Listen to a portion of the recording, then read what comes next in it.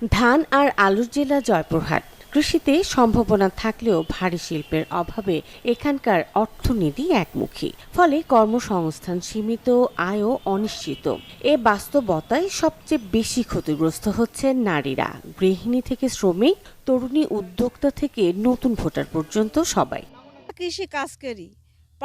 যখন ভোট আসে প্রার্থীরা আমাদের কাছে আসে, ভোট চায়, অনেক প্রতিশ্রুতি দেয়, বলে যে তোমাদের কাজ করে দিব, তোমাদের রাস্তাঘাট করে দিব। স্বামী স্ত্রী দুজনে মিলে আমরা মাঠে কাজ করি। আমাদের স্বামীদের হলে 300 টাকা দেয়, আমার ঘরে 200 টাকা দেয়। এগুলা নিয়ে আমার ঘরে বাচ্চা কাচ্চা লেখাপড়া করাই, খাই। বাড়ি ঘর আমাদের মনে কিচ্ছুই নাই, পরিবর্তন কিছু আমার ঘর কোনোই নাই পরিবর্তন। জেলা জুড়ে নারীদের আরেকটি বড় অভিযোগ শিক্ষা, দক্ষতা, প্রশিক্ষণ আর সহজ ঋণের অভাব। নিজের পায়ে দাঁড়াতে চাইলেও সুযোগ সীমিত। নারীদের কখনো উন্নয়ন হয়নি, আমাদের যেটা ভাবার কথা সেটা ভাবছে না, এবং আমরা সঠিক মূল্যায়নও পাচ্ছি না। আর সত্যি কথা, দেশ নিয়ে এখন বর্তমানে ভোট নিয়ে আমরা ভাবছি না, যে আমাদের কোনো মূল্যায়ন এখানে এখনো হচ্ছে না।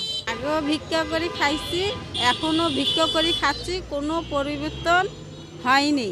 বয়স্ক নারীরা বলছেন বছরের পর বছর ভোট দিয়েছেন, কিন্তু স্বাস্থ্যসেবা, যোগাযোগ ব্যবস্থা, বিশুদ্ধ পানি আর বিদ্যুৎ সব ক্ষেত্রেই তাদের ভোগান্তি একই রয়ে গেছে। ভোট আসলে অনেক প্রস্তুতি দেয়, দিয়ে তারপরে ভোট আসলে তারপরে আর আমাদের তাকাই দেখে না। আগে যখন ভোট হয়েছিল তখন বলেছিল, কিন্তু তারপরও তো উন্নতি নাই। এখন দেখি নতুন সরকার এসেছে। এদিকে নারীদের পাশাপাশি নতুন ভোটারদের দাবিও এক। শিল্প কারখানা না থাকায় কর্মসংস্থান কমে যাচ্ছে বলে মনে করছেন তারা। তো এবার নতুন ভোটার, আমরা কাকে দিব ভোট? আমাদের তো জানা উচিত যে কে ভালো, কে আমাদের শিক্ষা ব্যবস্থাকে উন্নত করবে। আমাদের অবশ্যই উচিত তাদের সম্পর্কে জেনে বুঝে আমাদের ভালো যে করবে তাকেই ভোট দেওয়া উচিত। এই বছরের নতুন ভোটার, তো আমি আমার পরবর্তী ভোটটা যোগ্য প্রার্থীকেই দিতে চাই, যে কিনা আমাদের নারী বিশেষজ্ঞ, মানে নারী চিন্তাভাবনা নিয়ে এই কাজটি করবে, এবং সে যেন দুর্নীতিতে যুক্ত হয়ে না পড়ে।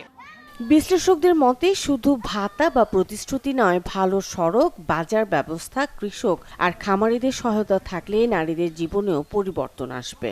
কুটির শিল্প নেই, ফলে জয়পুরহাট জেলাটি বিগত অতীত থেকেই কৃষি নির্ভর হয়ে পড়েছে। কৃষিতে ধান, আলু এবং পোলট্রি শিল্পের উপরে আমাদের জয়পুরহাট জেলাটি নির্ভরশীল।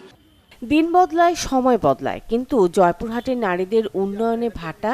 উন্নয়ন যখন সত্যিকার অর্থে দোরগোড়ায় পৌঁছাবে, তখনই বদলাবে ভোট ভাবনা। Desk report, channel 24।